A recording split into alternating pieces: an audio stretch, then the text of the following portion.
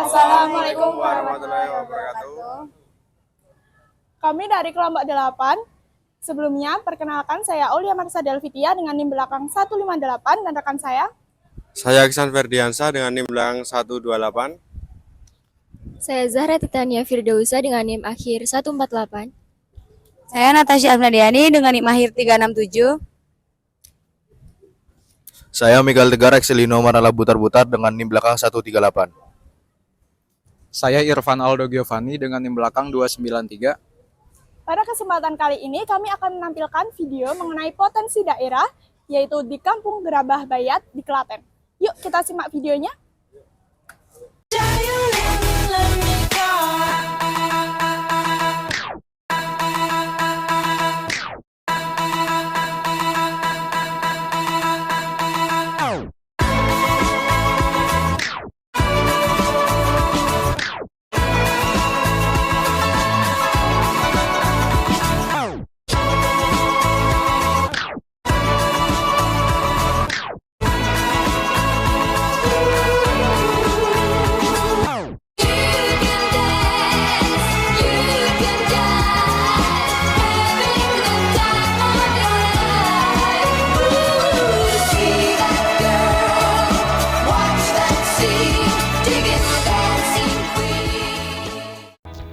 Kampung Gerabah Bayat, salah satu desa di Kabupaten Klaten, Jawa Tengah.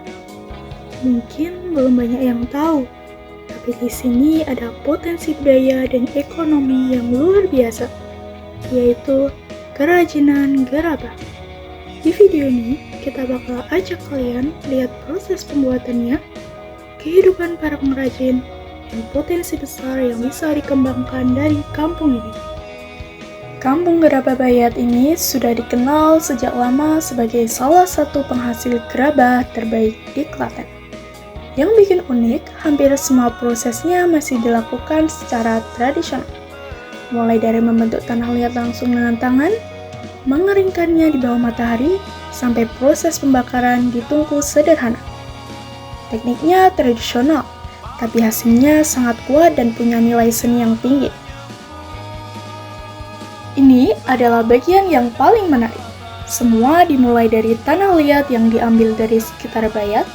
Tanah liat kemudian dicampur dengan sedikit pasir, diuleni sampai kalis. Lalu dibentuk menggunakan alat putar. Setelah bentuknya jadi, gerabah harus dikeringkan selama beberapa hari. Lalu masuk ke proses pembakaran supaya kuat dan tahan lama tentunya. Setelah itu, baru diberi warna, motif, atau finishing sesuai pesanan pembeli. Prosesnya memang panjang dan penuh kesabaran. Tapi dari sinilah lahir karya-karya gerabah yang punya ciri khas dan karakter.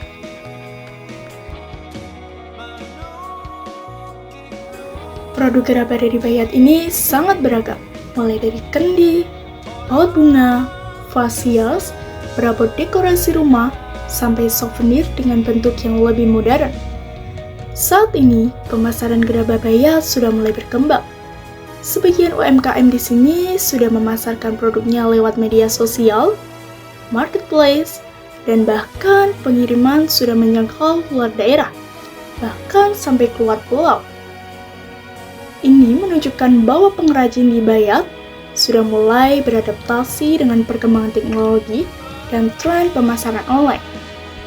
Tapi, potensi digital marketing masih bisa lebih dimaksimalkan lagi, supaya jangkauan pasar makin luas dan brand Gerabah Bayat semakin dikenal. Kalau dilihat lebih dalam, Kampung Gerabah Bayat punya potensi yang besar. Salah satunya adalah potensi wisata edukatif. Tempat di mana pengunjung bisa datang, melihat proses pembuatan secara langsung, bahkan ikut mencoba membuat gerabah sendiri. Selain itu, produk gerabahnya bisa dikembangkan dengan desain modern, warna yang lebih variatif, bentuk minimalis, dan cocok untuk selera generasi muda. Dengan pengemasan yang tepat, Bayat bukan hanya dikenal sebagai desa pembuat gerabah, tapi bisa jadi ikon UMKM kreatif di Klaten.